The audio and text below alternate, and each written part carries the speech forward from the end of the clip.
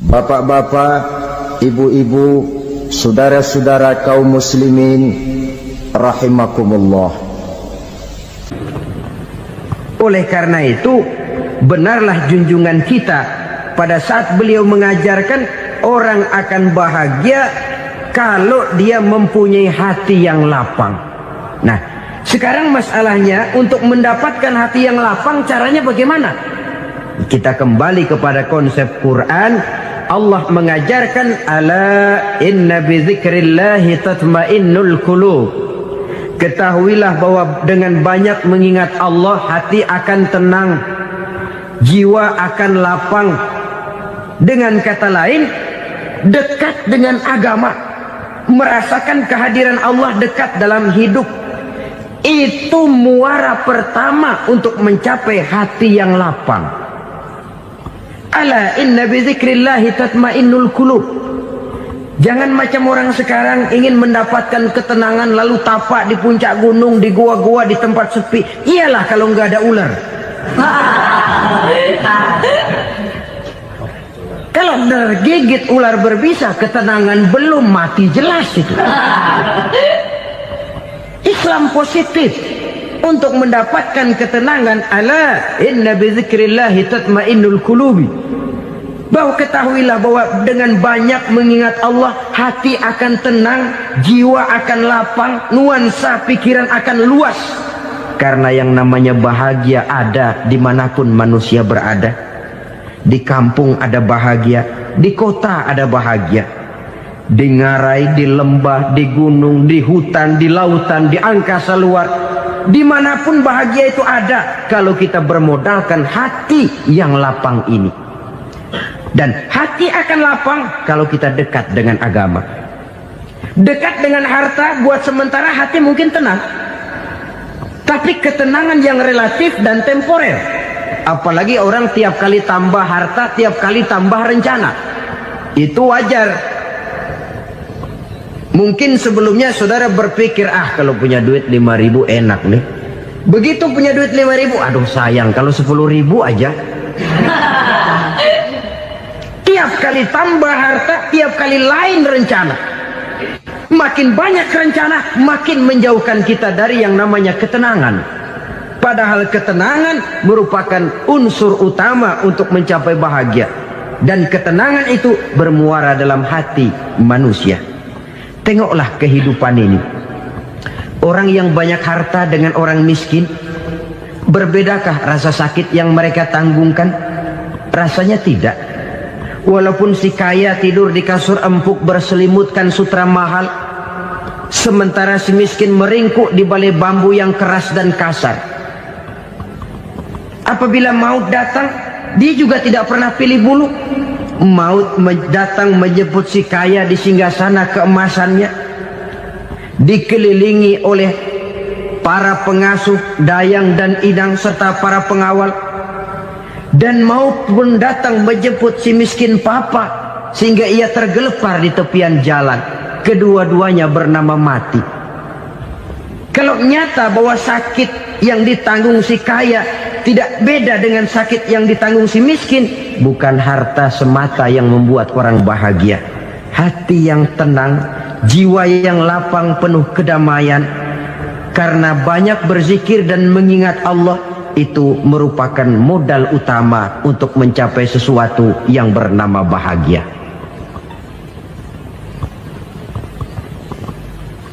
Saudara hadirin yang saya hormati, inilah yang pertama dari 4 ciri yang digambarkan oleh Nabi tentang tanda-tanda orang bahagia. Dan harus berangkat dari yang pertama ini, hati yang lapang. Ini yang harus kita miliki lebih dahulu. Baru nanti akan menyusul kepada poin yang ketiga, kedua, dan selanjutnya. Sebab kalau hati sudah terisi dengan jiwa yang lapang, seluruh persoalan insya Allah akan bisa kita atasi dengan sebagaimana mestinya. Yang kedua sekarang, tanda orang bahagia menurut baginda Nabi, markabun syariah. Orang bahagia itu, kata beliau, punya kendaraan biar cepat asal lancar. Artinya kemana dia mau pergi mudah. Apa maksud hadis ini? Kalau kita kaji lebih dalam, kendaraan itu kan alat transportasi. Transportasi tidak lain adalah usaha memudahkan komunikasi. Pindah dari situ kepada teori bahwa manusia adalah zon political, makhluk bermasyarakat yang tidak bisa memenuhi kebutuhan hidupnya secara sendirian. Kita memerlukan keberadaan orang lain dalam kehidupan ini. Untuk memakai baju saja kita sudah perlukan petani yang tanam kapas, pabrik yang memintal kapas jadi benang, pabrik yang menenun benang jadi kain, sampai kepada mesin jahit, sampai kepada tukang jahit. Itu cuma untuk memakai pakaian saja. Tidak seorang pun di antara kita yang sanggup memenuhi kebutuhan hidupnya secara sendiri. Kita perlu orang lain. Maka kebebasan dalam arti mutlak, kebebasan tanpa batas, itu tidak mungkin ada dalam kehidupan. Karena kita mengadakan yang disebut interaksi sosial. Setiap kegiatan kita tentu melibatkan orang lain. Menurut kita barangkali kita bebas jalan di jalan raya semaunya, tapi orang lain berkendaraan pun merasa bahwa ini ada juga jalan haknya, dan begitu selanjutnya.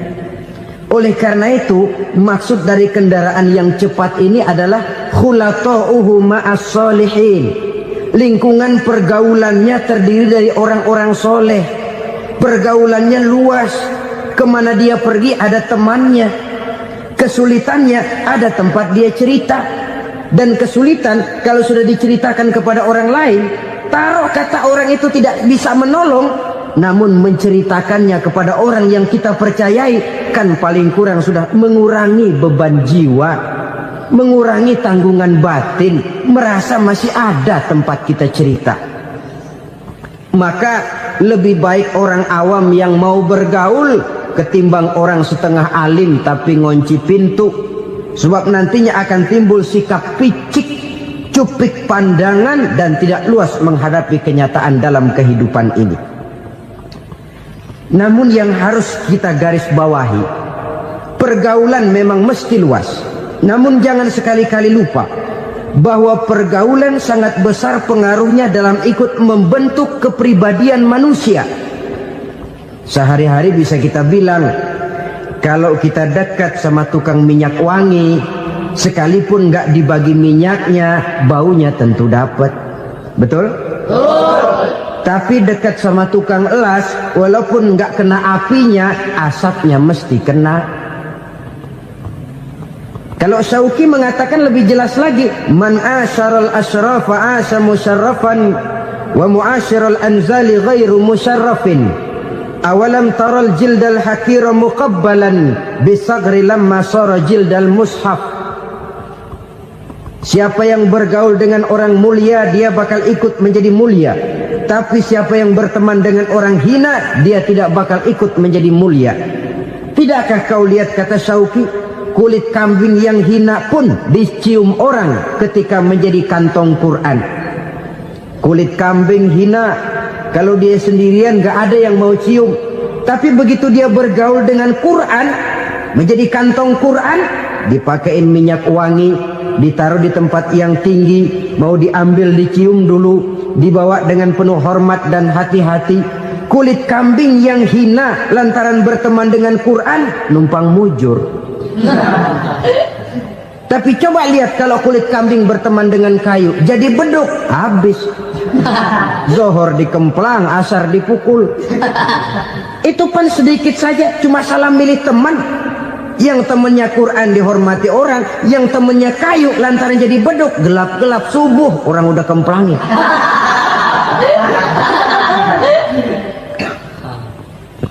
Maka terutama kepada adik-adik remaja yang masih mencari identitas diri, yang ibarat kaset masih kaset kosong, mudah diisi oleh apapun, pandai-pandailah memilih teman dalam bergaul.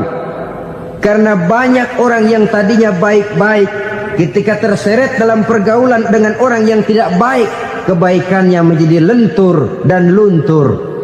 Tapi berapa banyak bajingan-bajingan tengik, orang-orang yang berlumur noda dan dosa, tiap hari melakukan maksiat, namun bergaul dengan orang yang baik-baik, pada akhirnya sedikit demi sedikit beringsut dan berangsur dia terbiasa mengikuti kebaikan-kebaikan.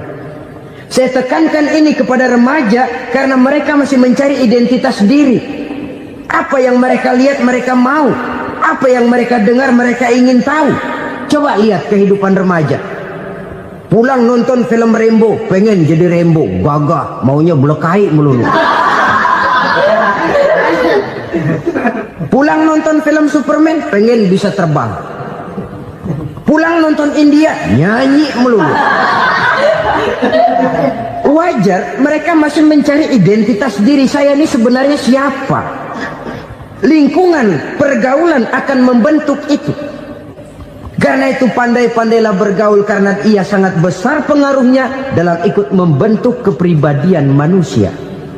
Apalagi sifat yang jelek lebih cepat menularnya ketimbang sifat yang baik. Sifat yang baik, watak yang soleh itu lambat sekali untuk menular. Tapi yang tidak baik, kan prosesnya mah kalau remaja biasanya mula-mula dengar. Karena dengar lalu pengen tahu. Karena pengen tahu lalu ngeliatin. Begitu ngeliatin kan pengen nyobain. Setelah nyobain ketagihan. Nah ini prosesnya. Yang namanya ganja, morfin, narkotik awalnya kan begitu. Mula-mula denger katanya kalau sudah fly to the sky, sudah melayang ke langit katanya, disitulah puncak kebahagiaan. Mulanya cuma denger. Karena denger pengen tahu. Karena pengen tahu lalu ngeliat, kumpul sama orang yang suka ngeganja. Setelah ngeliat, nah pengen ngerasain. Begitu ngerasain enak juga, ketagihan. Kalau sudah ketagihan jadi penyakit kronis, bisa merembet kepada yang lain. Iya kalau orang tuanya mampu untuk beli morfin, beli ganja. Kalau tidak kan pikirannya ngayap, jemuran siapa ya gue sambet. Timbullah perbuatan-perbuatan negatif yang bermula dari salah pergaulan. Apalagi buat adik-adik remaja yang tinggal di kota-kota besar, yang pengaruh budaya, pengaruh kesenian, pengaruh struktur kehidupan yang nampak makin individualistis, di mana persaingan tajam, tensi ekonomi tinggi, orang mudah mengalami stres. Pandai-pandailah dalam bergaul, sekali lagi, karena ia sangat besar pengaruhnya dalam ikut membentuk kepribadian manusia. Orang bahagia punya kendaraan yang cepat, artinya punya pergaulan yang luas, dan lingkungan pergaulannya terdiri dari orang-orang yang soleh. Kemana dia pergi ada teman, kesulitannya ada tempat dia cerita. Tapi kalau sudah menyendiri, hidup sendiri, kesulitan dipikiri sendiri, bisa mati belum waktunya. Tidak ada tempat berbagi rasa, tidak ada tempat bercerita, tidak ada tempat mengurangi beban dalam kehidupan. Pantas betul kalau Islam sangat menggalakkan dan menganjurkan orang kalau sudah sampai waktunya itu untuk melangsungkan nikah. Kata Nabi, ya ma'syaras syabab man istata'a minkumul ba'at falyatazawwaj. Hai para pemuda, kalau sudah mampu memberi nafkah, kawinlah, nikahlah kamu. Kenapa? Sudah ada teman hidup, tempat berbagi rasa. Kesulitan kalau ada tempat cerita akan lebih ringan ketimbang kita telan sendiri, walaupun bobot kesulitannya sama beratnya. Saudara-saudara kaum muslimin rahimakumullah, inilah ciri yang kedua, punya kendaraan biar cepat asal lancar.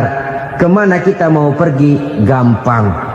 Dengan kata lain, setelah hati yang luas, pergaulan yang luas. Dua.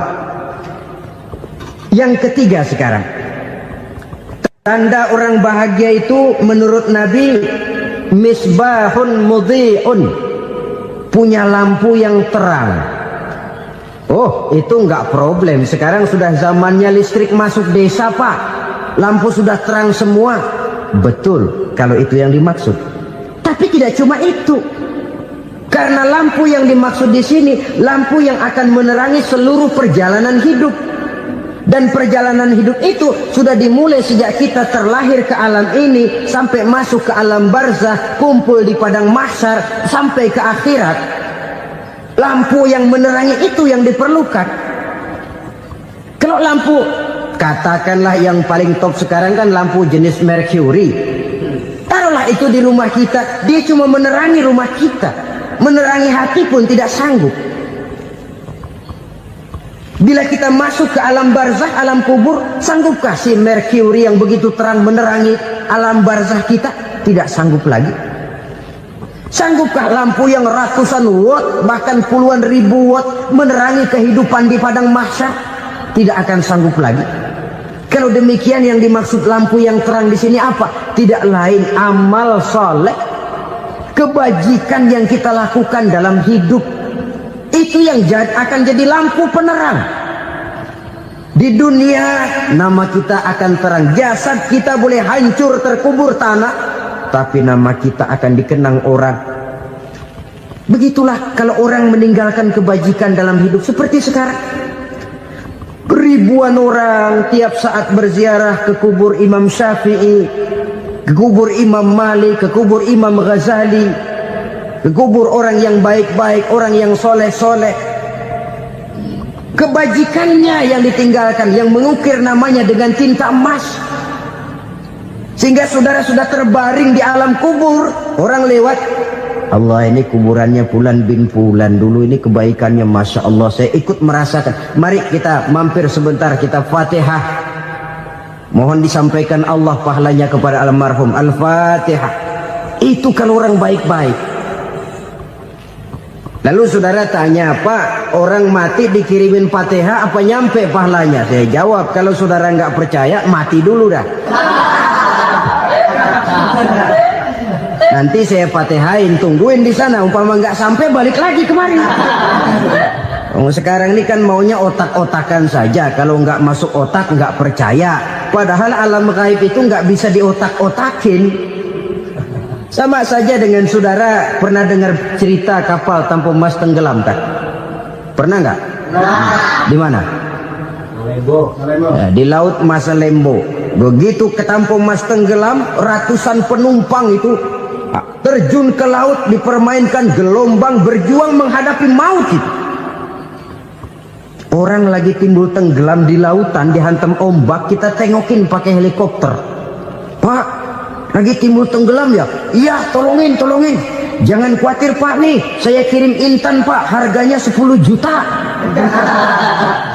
Kira-kira orang yang timbul tenggelam di laut seneng nggak? Tidak. Kan mahal toh intan 10 juta. Kenapa dia nggak senang? Karena intan 10 juta dalam kondisi seperti itu tidak sanggup menyelamatkan dia. Dia akan girang kalau dikirimin ban mobil bekas, dikirimin papan terentang atau bambu. Intan yang 10 juta dia nggak girang.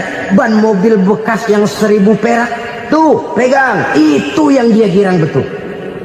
Inilah sebabnya Nabi berkata, mal mayyitu fi qabrihi illa kal ghariqil mutaghawwis. Orang yang meninggal di alam kuburnya seperti orang timbul tenggelam di lautan. Yantaziru da'watan min ahli, menunggu doa dari keluarganya yang masih hidup. Duh, bapak saya sudah meninggal, saya sayang benar sama dia. Kirimin kulkas ke kuburannya Itu sama saja dengan tadi orang tenggelam di lautan dikirimi intan yang harganya 10 juta, tidak sampai. Begitulah kalau kebajikan yang kita tinggalkan dalam hidup, sudah mati pun kubur kita masih diziarahi orang. Tapi kalau jahat yang kita tinggalkan, boro-boro lah orang mau doa lewat dekat kuburan kita juga serem. Tuh bajingan no, dulu mati dipendem di situ tuh. Jangan lewat situ, ntar kesurupan, jangan. Lewat saja orang ngeri. Konon lagi membacakan Fatihah dan mengirimkan doa. Hidup pada hakikatnya adalah kesempatan untuk berbuat baik.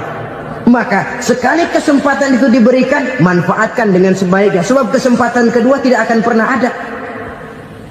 kesempatan berbuat baik di sini, di akhirat sudah pembalasan namanya. Sekali kesempatan itu dicabut, dia tidak akan pernah dikembalikan lagi. Kata Iqbal, hidup tidak mundur ke belakang, Bung. Berhenti diinjak orang, mundur hancur. Tidak ada kata mundur dalam hidup ini. Berhenti diinjak orang, mundur kecebur. Tidak ada kata lain. Harus maju dalam kehidupan, dalam artian yang positif. Hidup adalah kesempatan untuk mengumpulkan kebajikan yang sebanyak-banyaknya. Di situ nilai daripada manusia.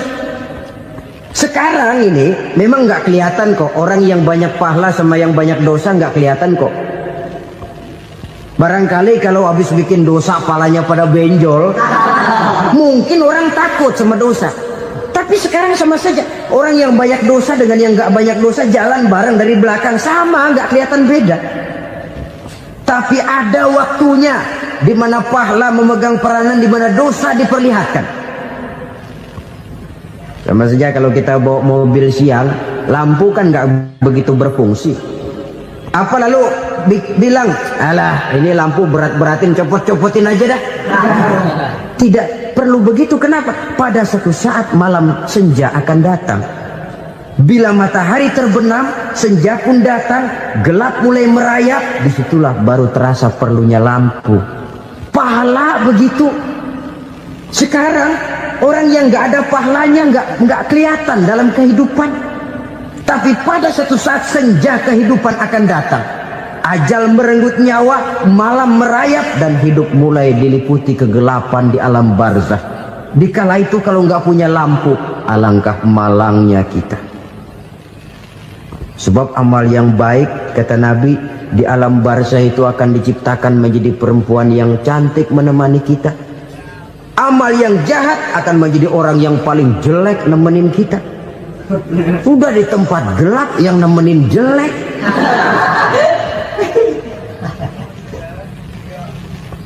Kaum muslimin rahimakumullah. Kalau demikian masalahnya, tergantunglah kita pandai memanfaatkan waktu. Al-waktu kasayf. Waktu itu cepat sekali. Yang namanya waktu itu tahu-tahu. Tahu-tahu. Udah tahun 87. Tahu-tahu. Udah begitu. Tahu-tahu. Yang kemarin anak-anak, sekarang udah pada punya anak. Tahu-tahu saja itu. Begitu cepat waktu berlalu. Kalau tidaklah pandai kita memanfaatkannya, akan rugi kita. Nabi bersabda, "Man kana yaumuhu khairun min amsihi fahuwa rabih." Barang siapa yang hari ini lebih baik daripada hari kemarin, itu orang untung. Hari ini lebih baik daripada kemarin. Bulan ini lebih baik dari bulan kemarin. Tahun ini lebih baik dari tahun kemarin. Itu orang yang beruntung. Tahun kemarin sembahyangnya maghrib doang, sekarang udah tambah isya. Tahun kemarin cuman Idul Fitri aja ngancem bener, sekarang udah tambah Jumat, lalu tambah lagi maghrib, tambah lagi isya, dan selanjutnya. Hari ini lebih baik daripada kemarin, itu orang yang beruntung. Wa man kana yaumuhu mislu amsihi fahuwa khasir. Lalu barang siapa yang hari ini sama saja dengan hari kemarin, itu orang rugi. Hari ini sama dengan kemarin, rugi itu. Bulan ini begitu, bulan kemarin begitu. Tahun ini begitu, tahun lalu juga begitu. Rugi itu orang. Rugi apa? Rugi umur. Umur tambah, amalan gak pernah tambah. Dan saya pikir lebih merupakan azab ketimbang nikmat kalau orang dikasih panjang umur cuma untuk numpuk dosa. Mending mana? Panjang umur banyak dosa sama pendek umur dikit dosa? Mending mana? Mending mana? Ya, paling mending tentu panjang umur banyak pahala. Tapi kalau tidak, sekali lagi, lebih merupakan azab ketimbang nikmat kalau orang diberikan panjang umur tapi cuma untuk sekedar menumpuk dosa. Kehilangan kesadaran bahwa dunia bukan terminal akhir dari satu perjalanan. Dia cuma halte di mana kita berhenti sebentar untuk menuju kepada terminal yang hakiki. Saudara-saudara kaum muslimin rahimakumullah, inilah lampu yang akan menerangi kehidupan, amal yang kita lakukan di dalam kehidupan. Jadi yang dimaksud dengan lampu yang terang, kebajikan yang kita kerjakan dalam hidup. Nah, setiap orang di awal tadi saya bilang ingin bahagia. Bahagia itu kan hakikatnya kumpulan senang dan selamat. Senang, selamat. Apa bedanya? Senang tapi tidak selamat, nggak bahagia. Selamat tapi nggak senang, nggak bahagia orang.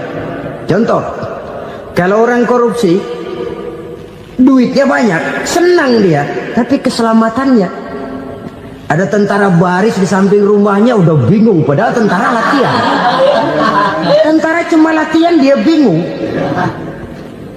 Senang, tapi karena keselamatannya tidak terjamin, dia tidak bahagia. Sebaliknya pegawai negeri jujur benar, cuma segaji-gajinya, selamat nggak korupsi, tapi melarat, ya nggak bahagia juga, kurang senang. Kesenangan dan keselamatan untuk dunia saja, ya sekali lagi, kalau cuma sekedar untuk dunia saja, bisa dibeli pakai uang. Bisa dibeli pakai uang. Saudara ingin selamat, bisa dibeli pakai uang. Saudara ingin senang, bisa dibeli dengan uang. Tapi setelah mati, masuk ke alam barzah, habis kekuasaan uang. Nggak bisa lagi beli keselamatan pakai uang. Tidak mungkin lagi membeli kesenangan dengan uang. Di situ pahala yang megang peranan. Makin banyak pahala, makin banyak saham untuk membeli kesenangan dan keselamatan, untuk memperoleh yang namanya bahagia. Dan jangan lupa loh, di alam barzah kita nggak sebentar, menunggu datangnya kiamat. Loh iya, kalau kita begitu dikuburin terus kiamat datang, untung. Tapi kalau masih harus 1000, 2000, puluhan ribu tahun yang akan datang, dalam satu penantian yang begitu lama, tanpa saham untuk memperoleh kebahagiaan, satu kemalangan yang tidak ada pernah putus-putusnya. Janganlah tergelincir oleh kebahagiaan sebentar yang menipu dengan mengorbankan kebahagiaan hakiki yang berjangka panjang. Apa artinya senyum sejenak kalau harus ditebus dengan tangis seumur hidup? Biarlah kita minum jamu, pahit memang, getir memang, tapi kan besok badan sehat. Daripada sekarang minum sirup, manis memang, enak memang, tapi bibir pada jontor besoknya. Sirawan, batuk, nggak karu-karuan. Banyak orang tertipu oleh kesenangan yang sebentar. Padahal laisa kullu ma yalma'u zahaban. Belum tentu semua yang berkilat itu emas. Belum tentu semua yang gemerlap itu intan. Karena itu, marilah manfaatkan kesempatan yang diberikan Allah ini untuk mengumpulkan kebajikan yang sebanyak-banyaknya. Yang terakhir sekarang, yang keempat, tanda orang bahagia kata Nabi. Zaujatun salihah. Orang bahagia itu tanda yang keempat kata Nabi, punya istri biar cakep asal taat. Sudah surga itu, cakep taat. Istri kayak gitu, kalau belum mati jangan dikuburin dulu. Sudah cakep taat lagi. Tapi kadang-kadang enggak, udah jelek ngadat melulu. Apa yang mau dipilih? Sebab itu Quran mengatakan istri pakaian untuk suami, suami pakaian untuk istri. Kenapa suami istri diibaratkan pakaian? Alangkah tingginya gaya bahasa Quran ini. Suami istri teman hidup, hidup perjalanan panjang. Sejak kita dalam rahim sudah ada hidup kan di sini. Sampai ke alam dunia, masuk ke alam barzah, kumpul di padang mahsyar, sampai menuju akhirat, itu perjalanan hidup. Carilah istri atau suami teman hidup yang membawa manfaat tidak hanya kehidupan di dunia ini, sampai di alam barzah, sampai di padang mahsyar. Suaminya mungkin meninggal lebih dulu, atau istrinya mungkin meninggal lebih dulu, tapi suami atau istri yang masih hidup berbuat kebajikan. Suami saya meninggal, ada hartanya, saya sedekahkan, niat pahala untuk almarhum suami saya. Ini teman hidup.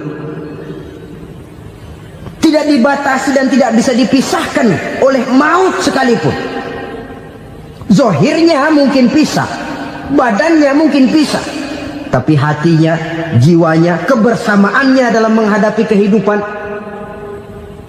Karena itu, saudara-saudara, bahasa Quran indah. Suami istri diibaratkan seperti pakaian. Apa fungsi pakaian? Pertama, pakaian jadi kebanggaan. Artinya, suami harus menjadi kebanggaan istri, istri harus jadi kebanggaan suami.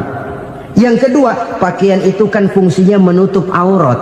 Artinya, sesama suami istri harus saling menjaga kekurangan masing-masing. Jangan malah sesama suami istri saling membongkar rahasia dan aibnya sendiri-sendiri. Istrinya diceritain jeleknya di mana-mana, atau suaminya dibongkar rahasianya di pasar umum. Itu sudah tidak lagi berfungsi.